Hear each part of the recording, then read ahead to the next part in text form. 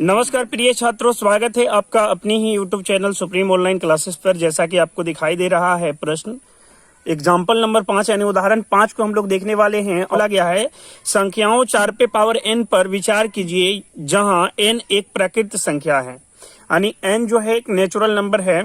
और आगे बताया गया है जांच, साथ साथ यह भी बताया गया है इनमें जांच भी करनी है। बोला गया है जांच कीजिए कि क्या n का कोई ऐसा मान है जिसके लिए 4 पे पावर n अंक शून्य पर समाप्त होता है। सबसे पहले हम बताते हैं, ध्यान से देखेंगे।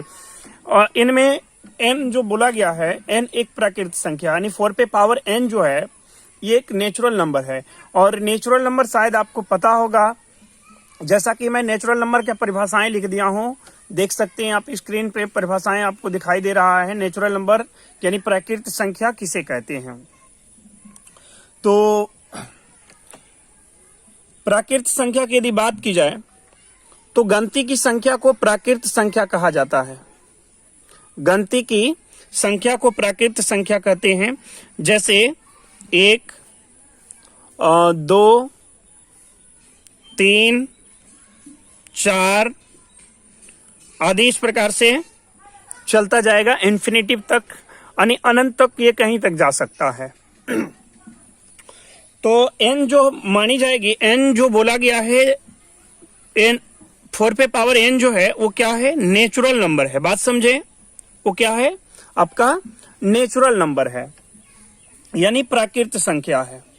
अब आगे इनमें जांच जो करना है वो देखना है। जांच क्या करना है, इसमें जांच करने के लिए जो बोला गया है बोला गया है क्या n का कोई ऐसा मान है जिसके लिए 4 पे पावर n अंक शून्य पर समाप्त होता है। यानी इसका मतलब ये है कि यहां पर हम n का ऐसा,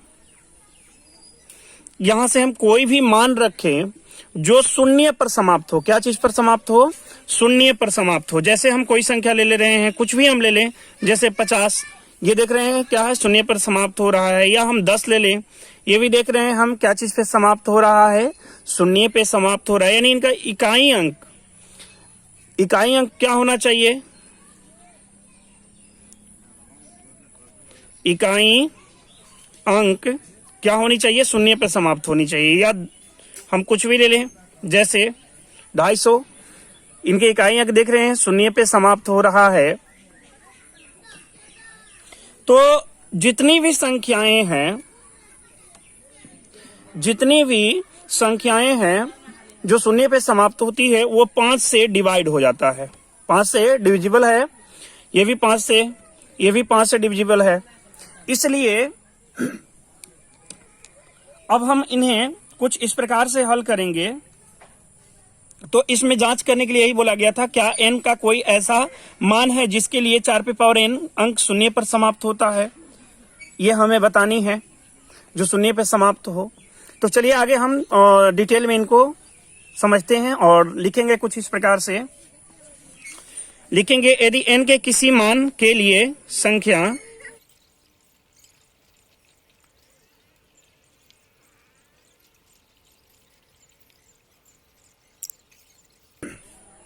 तो कुछ इस प्रकार से हम नीचे हिंदी लिखेंगे। यदि n के किसी मान के लिए संख्या 4 पे पावर n शून्य पर समाप्त होती है तो वह 5 से विभाजित होगा। जैसा कि अभी हम दिखा चुके थे कि जो संख्याएं शून्य पर समाप्त होती है, 4 पे पावर n शून्य पर यदि समाप्त होगी तो वह 5 से विभाजित होगा। जैसा कि अभी देखिए, ये देखिए शून्य पे समाप्त हो रहा है, वो 5 से विभाजित है, सभी का सभी, है ना। तो यही बातें हम यहाँ पे नीचे में लिख दिए हैं। बात समझे। और जहां पर भी आपको प्रॉब्लम हो कमेंट्स बॉक्स में अपना राय जरूर देंगे। चलिए, तो लेकिन हम लिखेंगे, लेकिन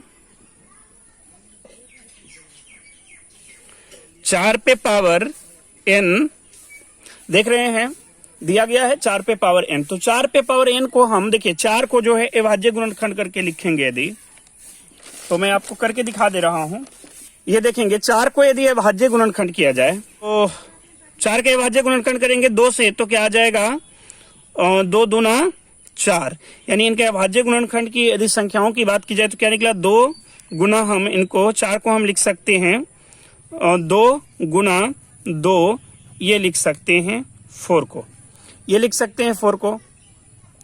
तो हम 4 के बदले अभी हम ये लिख सकते हैं, अभी हम दिखा चुके आपको, तो लिख सकते हैं 2 गुना 2, और देखा जाए यहाँ 4 पे पावर है n का, तो इस पे भी हम n का पावर लिख सकते हैं, कोई प्रॉब्लम नहीं होगा मेरे ख्याल से।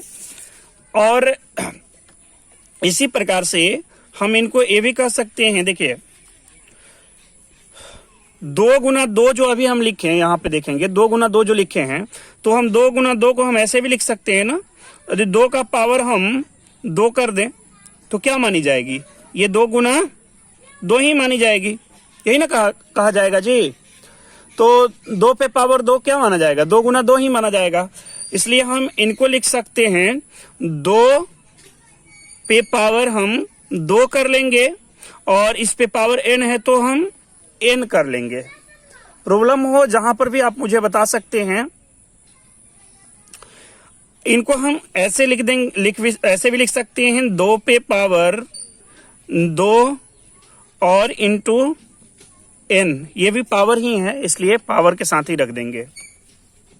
इनको हम इस रूप में लिख सकते हैं। तो देखिए इस प्रश्न में क्या है कि ज्यादातर हिंदी ही आपको लिखनी है ना, तो थोड़ा समझना है आपको। चलिए तो हम आगे की ओर बढ़ते हैं, और अब नीचे देखिए बन चुका है, इसमें कुछ अब है नहीं। अब नीचे हम लिख लेंगे यहां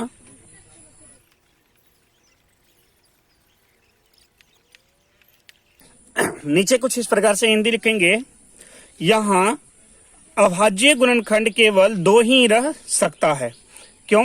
क्योंकि यहां देखिए अभाज्य गुणनखंड के तो क्या निकला, 2 ही निकला है ना। तो हम ये कहेंगे, लिखेंगे आगे, तो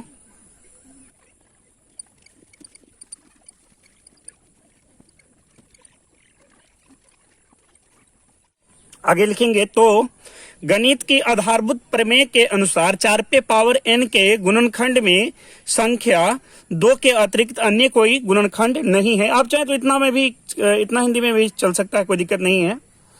आगे अतः डालकर लिख लेंगे, अतः इस प्रकार से आपको लिख लेनी है, अतः n का ऐसा कोई मान नहीं है जिसके लिए 4 पे पावर n अंक 0 पर समाप्त होगी। इस प्रकार से यह एग्जाम्पल नंबर 5 यानी उदाहरण नंबर 5 पूरा होता है। मिलते हैं इनका अगला पार्ट में। और यदि वीडियो आपको अच्छा लगा हो तो वीडियो को शेयर अपने दोस्तों में जरूर करें, ज़्यादा से ज़्यादा शेयर करें, और वीडियो को लाइक कर दें। और चैनल पे पहली बार आए हैं, यदि चैनल को अभी तक सब्सक्राइब नहीं किए हैं तो चैनल को सब्सक्राइब कर लें, और पास में बेल की घंटी आएगी उसे भी दबा लें, ताकि जब भी मैं नई वीडियो अपलोड करूँ और लाइव क्लास लूँ तो वीडियो का नोटिफिकेशन सबसे पहले आप तक पहुँचे।